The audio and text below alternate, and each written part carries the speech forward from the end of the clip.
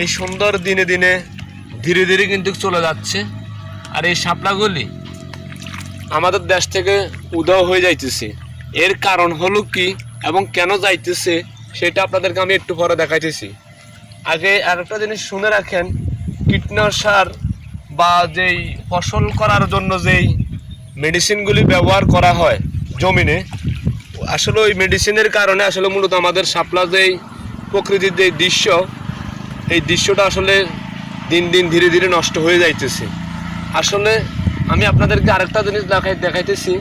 পাশের যে জমিনটা, এই জমিনটার দিকে আপনারা একটু তাকাইয়া দেখেন এবং ক্যামেরাম্যান এদিকে ঘুরেও এই দেখেন, এখানে একটা শাপলাও নাই। আচ্ছা, আরেকটা জমিন আমি আপনাদেরকে দেখাইতেছি। আপনারা দেখতেছেন, আমি আপনাদেরকে আবারও দেখাইতেছি। পাশে আরেকটা জমিন আছে সেম, এখানেও পানি আছে। দেখেন এখানে যে শাপলার যে সুন্দরটা, এই জমিনে কিন্তু এই সুন্দরটা নাই। এই জমিনে এই সুন্দরটা নাই। আপনারা দেখেন সেম জমিন, এটাও জমিন, এটাও জমিন। তাহলে এখানে তফাৎ কোথায়? তফাৎ হলো এই জমিনে কীটনাশক বেশি ব্যবহার করেছে, এই জমিনে কীটনাশক বেশি ব্যবহার করছে। ওইদিকে তাকাও, ওইদিকে তোমরা লোক ইয়ে করো।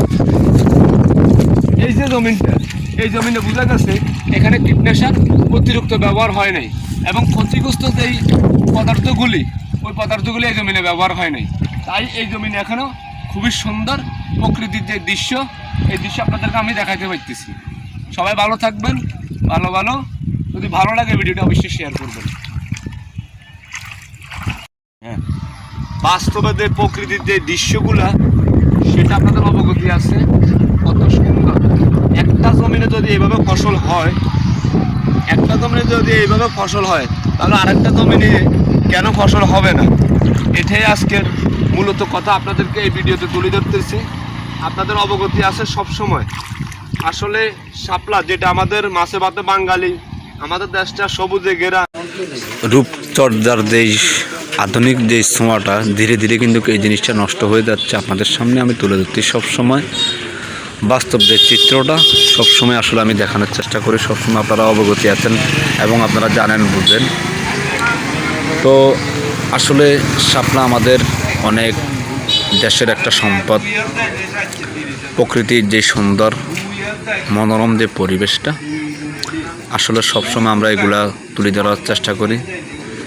শাপলাটা দেখতে যেমনই সুন্দর হোক, আসলে ফুটফুটে থাকাটা যে দৃশ্য, আমি বারবারে বলতেছি, এটা কিন্তু অপূর্ব সুন্দর দেখতে। এটা আসলে আপনাদের অবগতি আছে সবসময়, আমি আবারও বলতেছি, সুন্দর কখনো চাইতে এবং চাইলে কমে না। তো দ্রুপ এই জিনিসটা এরকমই, আপনারা সবাই ভালো থাকবেন, সুস্থ থাকবেন। আসসালামু আলাইকুম।